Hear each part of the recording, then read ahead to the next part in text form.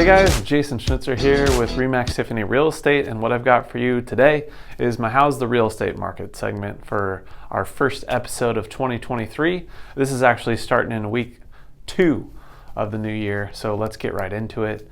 Statistics, our home inventory here in Orange County, California is about the same as we ended off last year, right at 2,500 homes for sale, which is more than we started off in 2022. In 2022, just for historical statistical comparison, we had just over 1,100 homes for sale, which of course both times are significantly under what we're used to. On average, we're used to about 5,500 to 8,000 homes for sale in Orange County, just to give you a perspective to go off of. So anyways, starting the year off at 2,500 homes, what the biggest change is activity. So new houses coming on the market and pending sales. If you have been watching my videos for the last few months, you know that the biggest trend that we've been seeing are less homes coming on the market and also less pending sales. Just as a whole, we're down probably between 50 and 60% year over year compared to 2020 and 2021. Of course, that has everything to do with interest rates. And if you've been watching my videos, you know interest rates since the middle of last year have spiked up to 7% and have been sitting right around that low 6% range, which is where they've started off 2023. Now, what the biggest thing that we're looking for in January is what the Fed's going to do with regards to raising rates. And that information comes out towards the end of the month. But in the meantime, let me just tell you a quick personal story with regards to activity. You know, we had an really slow, if you will, December.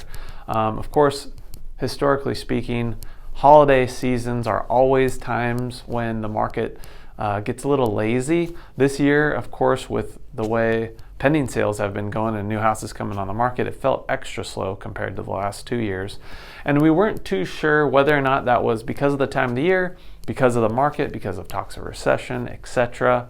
So I never want to, get too panicky when it comes to that. Again, this segment is all about just tracking trends, because a really good point is, the stuff that you see in the news, well, they can't really publish anything in the papers about trends.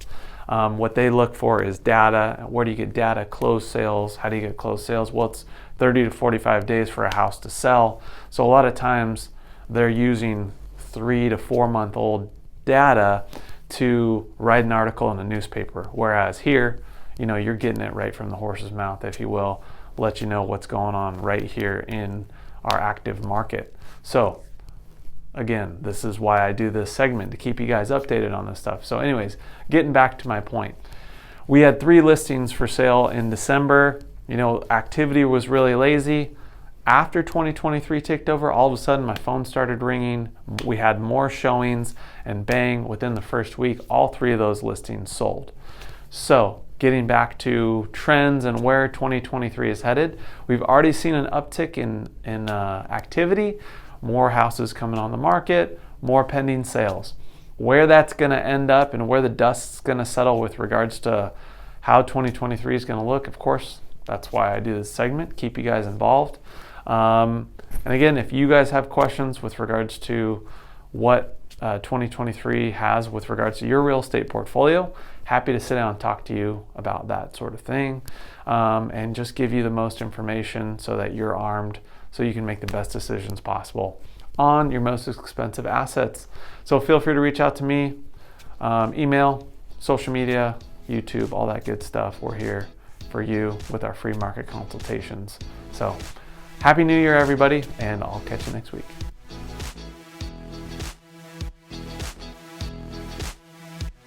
Hey guys, thanks again for watching this week's episode of O.C Realtor Talk.